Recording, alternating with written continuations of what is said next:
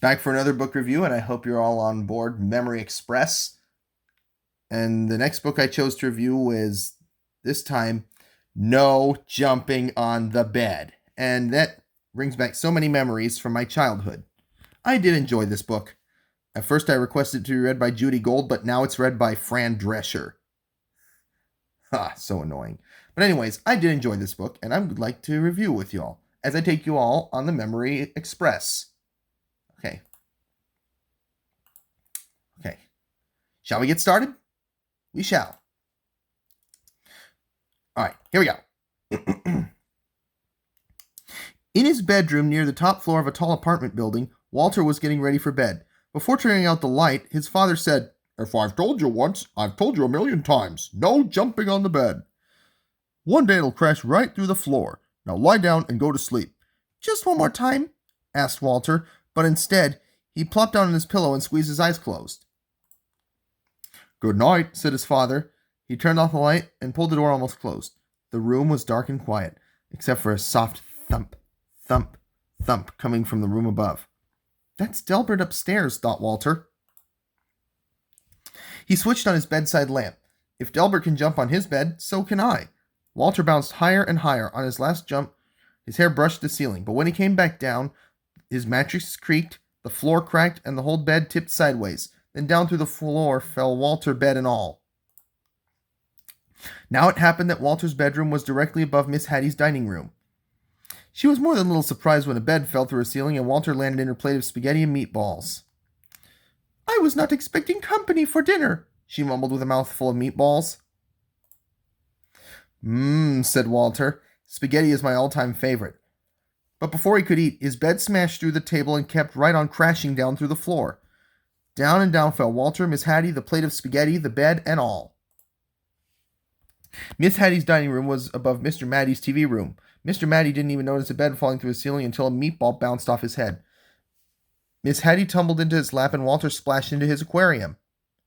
"I've already had my bath tonight," said Walter.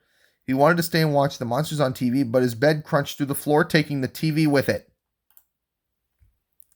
Down and down fell Walter, Miss Hattie, Mr. Matty, the TV, the spaghetti, the bed, and all. Walter's Aunt Batty had just moved into the building. She was still unpacking when Miss Hattie, Mr. Matty, and a dripping wet Walter tumbled through the ceiling right into a box containing a rare Patagonian stamp collection. When he burst through the bottom of the box, Walter was a sticky mess. "I see you've started collecting stamps," said Aunt Batty as she followed Walter through the new hole in her floor. Down and down fell Walter, Miss Hattie, Mr. Matty, Aunt Batty, the stamp collection, the TV, the spaghetti, the bed, and all. Patty and Natty had worked 3 days building their dream house with blocks. Afraid that Fatty Cat might knock something over, they carefully shooed her out for the night. Then the upstairs neighbors came through the ceiling. "Excuse us," said Walter, remembering his manners. "We won't be staying long." The words were barely past his lips when Walter's bed bashed through the floor and continued on its way. Down and down fell Walter, Miss Hattie, Mr. Matty, Aunt Batty, Patty, Natty, Fatty Cat, the stamps, the TV, the spaghetti, the bed, and all. The last thing Mr. Hanratty ever expected to see was a bed coming through his studio ceiling, followed by nearly everyone in the building. "If I had known you want to see my paintings," he said, "I would have tidied up a bit." But they never once paused to admire Mr. Hanratty's colorful artwork. They were too busy splashing in his cans of paint. Then his floor caved in and everyone followed Walter's bed down through the hole. Down and down fell Walter, Miss Hattie, Mr. Matty, Aunt Batty, Patty and Natty, Mr. Hanratty, Fatty Cat, 17 cans of paint, the stamps, the TV, the spaghetti, the bed, and all. Maestro Ferlinghetti and his string quartet were astonished by the colorful crowd that fell from the ceiling. The maestro loved an audience, even if they dropped in unannounced. But when Walter's bed smashed through the floor and paint splattered everywhere, the maestro wished his audience would leave. And so they did, along with his string quartet.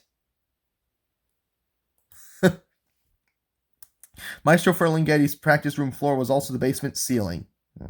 It was dark and quiet as midnight down there. Walter squeezed his eyes closed and tumbled through the darkness until he landed on something soft. He opened his eyes. Everything was in its place. His bedroom lights were out. The door was almost closed, and through it, Walter could hear his mother and father talking quietly. No more jumping on the bed for me, mumbled Walter as he lay back down to sleep. Suddenly, he heard a creak. The ceiling cracked and down came Delbert, bed and all. Down and down fell Delbert. And there you have it. And that does it for the book review of No Jumping on the Bed. Of course, I remember this story from my childhood. And that was a silly story. And I'm warning you, home viewers, no jumping on the bed, or otherwise it'll crash right through the floor, just like what happened in the story. See you for my next book review, everyone.